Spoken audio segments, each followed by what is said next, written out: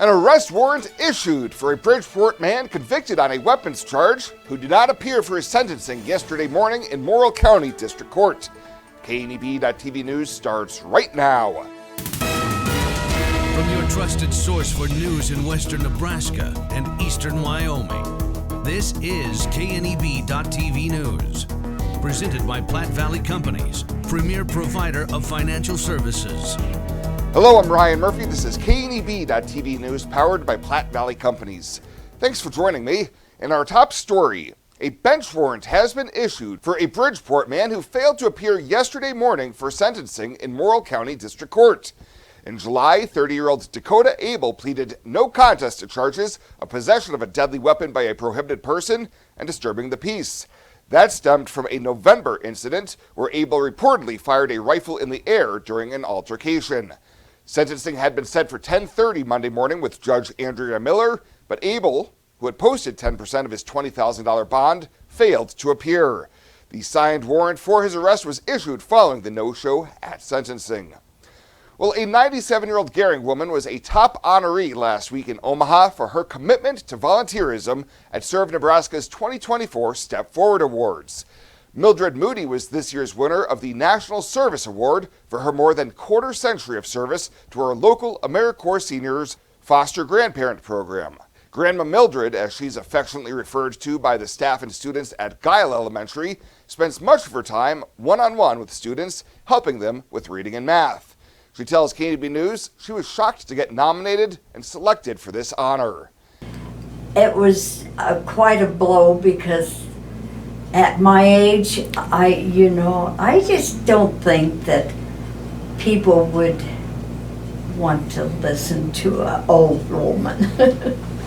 District 3 Congressman Adrian Smith of Gering was on hand on Friday to congratulate Grandma Mildred at this year's Step Forward Awards. And a new restaurant in Scottsbluff was met with resounding support from the community. Buffalo Wild Wings Go had its ribbon-cutting ceremony Friday at its Avenue I location, followed by its grand opening celebration. An estimated 300 people were lined up to be among the first through the door Friday, and there were lines out the door well into the evening hours. In addition to traditional and boneless wings, this Buffalo Wild Wings Go offers up burgers, wraps, appetizers, and desserts. We'll have more news right after this. Looking for free instead of fees? Platte Valley Bank can help you keep your finances moving forward with no ATM fees. Whether you're headed to the lake, the mountains, or just to the grocery store, you can enjoy the freedom of free ATM access anywhere, anytime. Platte Valley Bank. You belong here.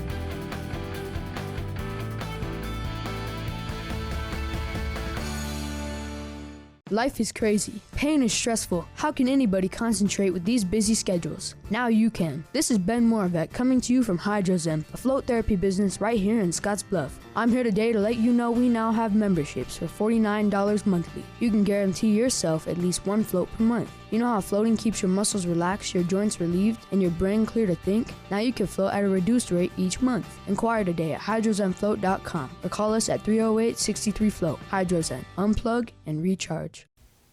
Welcome back. Secretary of State Bob Evnen has filed an amended cross-claim in the Lancaster County lawsuit against the two medical cannabis initiatives, saying new information uncovered in the Attorney General's investigation requires the court to determine validity of thousands of signatures for each of the ballot questions.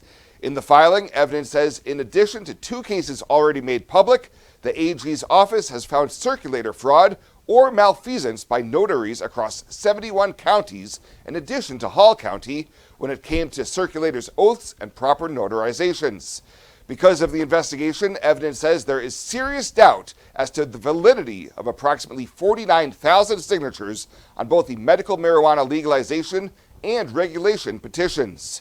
In response, Nebraskans for Medical Marijuana issued a statement saying it was appalling for the state to work to silence and disenfranchise thousands of Nebraskans based on primarily unsubstantiated technical issues. And Governor Pillen announced the mobilization of the Nebraska Telecommunicator Emergency Response Team, or TERT, to assist North Carolina as it continues to deal with the aftermath of Hurricane Helene. The group deployed on a 14-day mission on Friday to Buncombe County, North Carolina, one of the hardest hit locations from the storm. The governor says this team is desperately needed to provide the kind of specialized 911 communications support that will ensure public safety. Deployment of the TERT members comes in response to a request received through the Emergency Management Assistance Compact, which formalizes and streamlines the process for requesting needed resources in times of disaster.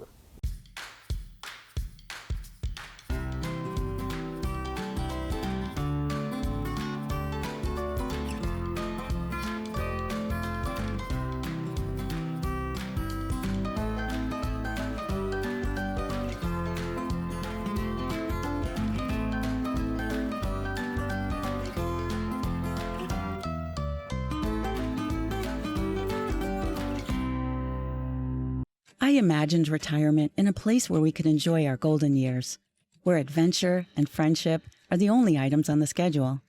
The Garden Homes at Northfield gives us the luxury we planned for and peace of mind when it comes to convenience, safety, and comfort. We never have to stop and think about the day-to-day upkeep. We love to explore abroad, but most importantly in our backyard. So much to do, so much to see. Here at Northfield, we get the protection of life care, incredible tax benefits, and secured rates for aging services. It's peaceful, knowing that if our needs change, we'll be taken care of. And most importantly, that our kids will never have to make any tough decisions. There never seemed to be enough time to do all the things we wanted. Now we get to focus our energy on enjoying what this community has to offer. At the Garden Homes, life is ours again. A place we had dreamed about. A chance to focus on us. Tri-City Stormwater presents Stormwater 101, an illicit discharge.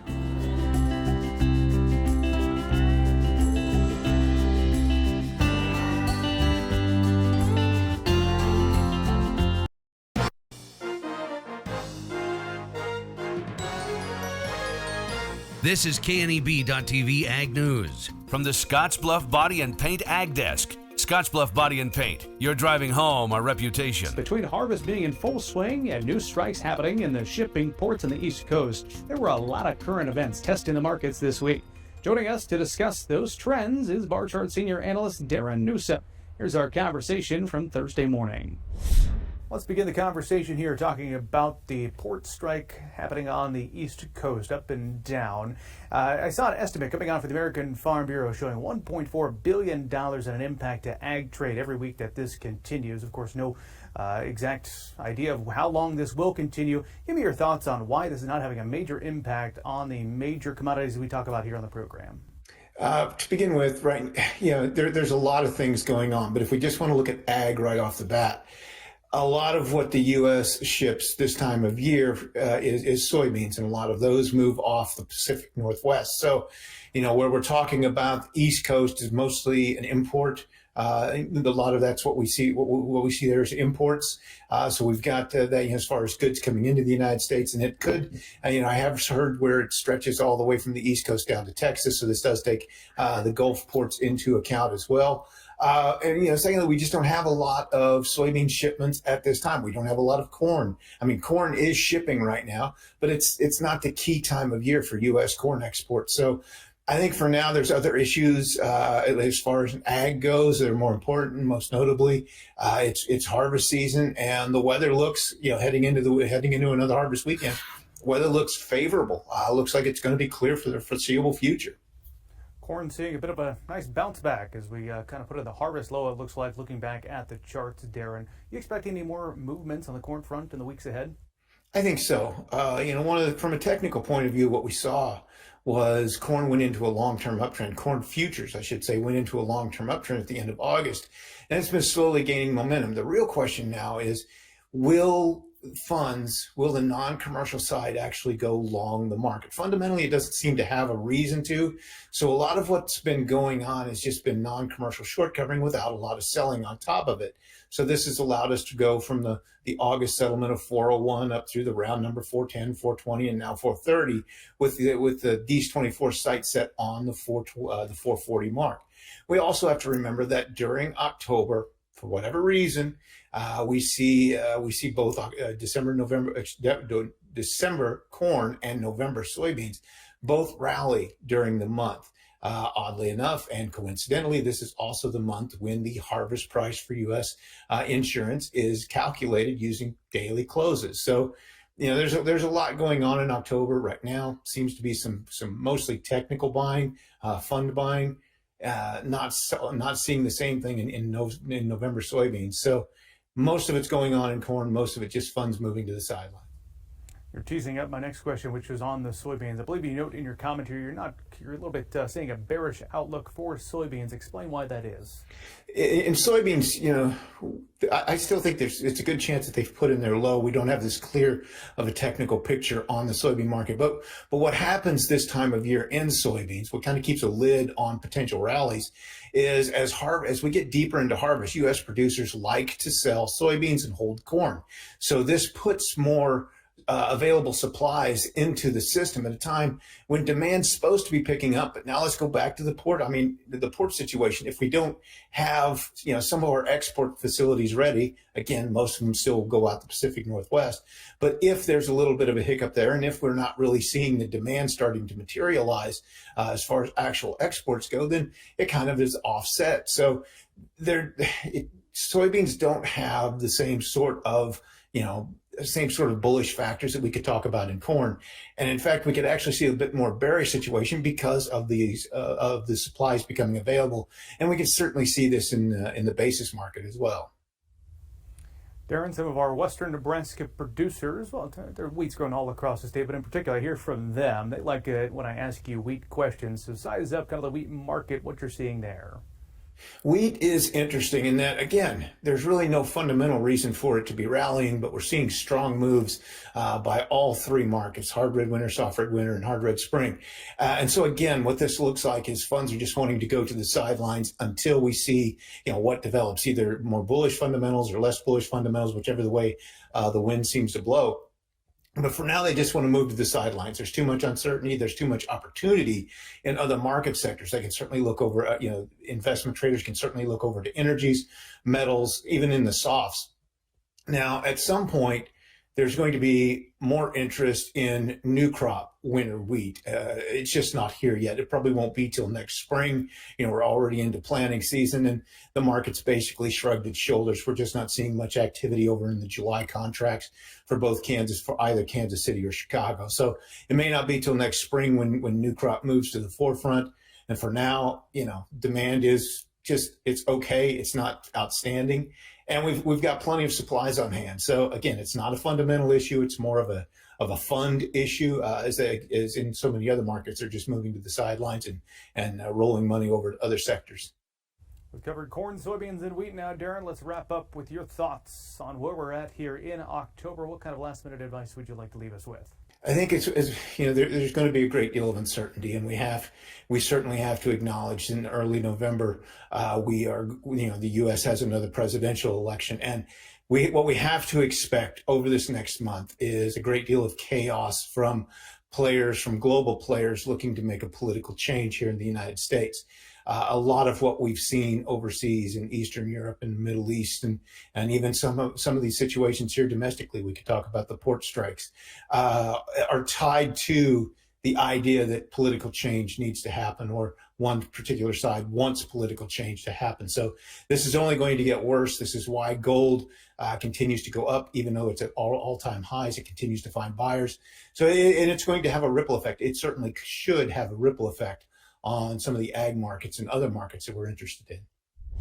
My thanks to Darren for joining us on the broadcast. October is Renewal by Anderson's United Against Cancer campaign, and when Renewal offered to pay for employees' radon testing and mitigation, several Renewal team members found radon in their homes. Deb was one of them, and she always wondered how she got breast cancer. Radon causes cancer. It's linked to Parkinson's, Alzheimer's. Radon is a killer. People don't know about radon. They don't know what a killer it is, and they don't know how cheap it is to have it tested. From all of us at Renewal by Anderson, please get a radon test now. It could save your life. Welcome to Kelly's Liquor, your liquor cabinet. Whether you're a wine enthusiast, a whiskey sommelier, a tequila connoisseur, or you just love your beer, Kelly's has the best selection of what you're looking for.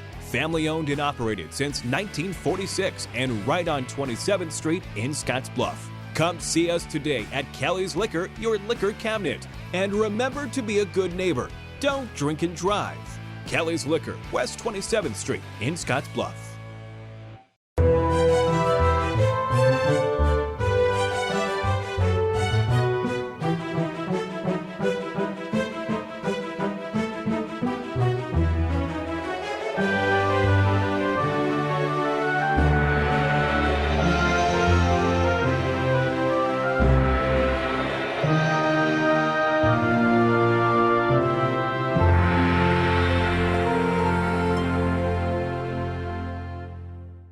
Let's take a look at your community calendar, brought to you by Riverstone Bank.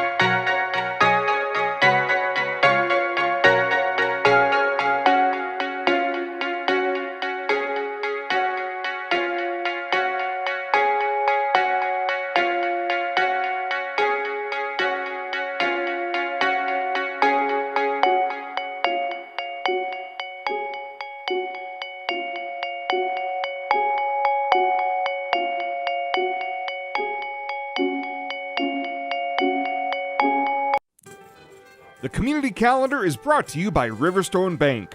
We're local and we love our community. Better sleep and better health can be found at Western Sleep Medicine in Gering. Since 2006, Western Sleep Medicine has offered the lowest cost sleep testing either in their independent sleep laboratory or the privacy of your own home. You have control over your health care and your out-of-pocket cost. All insurance is accepted for a much lower cost than the regional option. If you need a sleep study, ask for Western Sleep Medicine. They've helped thousands of people over the years and want to help you. Western Sleep Medicine. Better sleep, better health. Tired of feeling stuck? Not sure if you are on the right track? Platte Valley Bank can help keep your finances moving forward with checking account options to fit your lifestyle and an online account chooser to make finding the right account easy. Control your financial future with helpful budgeting tools and automatic savings plans. Now is the time to enjoy the ride with Platte Valley Bank. You belong here. And finally tonight, with the November general election fast approaching, the Scottsbluff-Gering United Chamber of Commerce hosted several candidate forums last week to better inform the public of who is running. The Government Affairs Committee hosted candidates running for Scottsbluff City Council during a forum at Scottsbluff High School, and moderator Bill Boyer asked candidates Jerry Stricker, Scott Phillips, and Cassandra Lauder why they were running for the seat. Well, after retiring from a 40-year career in the fire service, public service at Golden Fire Department, I needed to have a purpose plan and a retirement plan And part of that was to continue to be involved in my community wherever that was, and I ultimately chose to return home to Scottsbluff. And I really just want to give back to the community. This community has given a lot to us, raising our daughter first and now raising our son, who's a senior at Scottsbluff High School. And just something I just really want to give back to the community. Help people make sure that they're heard, just look at what's going on and be involved in it. I've been on the Citizens Review Committee for the LB 840 for approximately 5 to 10 years now. I've seen the disconnect between citizens and council, and since I was young, I guess I've had that servant's heart, and so I've always been compelled to help, and it kind of started in elementary. Carolyn Escamilla, she is on the Parks and Rec board with me. She had held a community cleanup day for the Roosevelt students, and so that kind of kicked off my drive to commit to community betterment. Former City Council member Selena Lerma is also running for a seat, but was unable to attend last week's debate. You can see the entire 45-minute debate by checking out the video on our KNEB.TV YouTube page. Well, that does it for us this time. Thank you so much for tuning in. Stay safe out there. We'll see you here next time.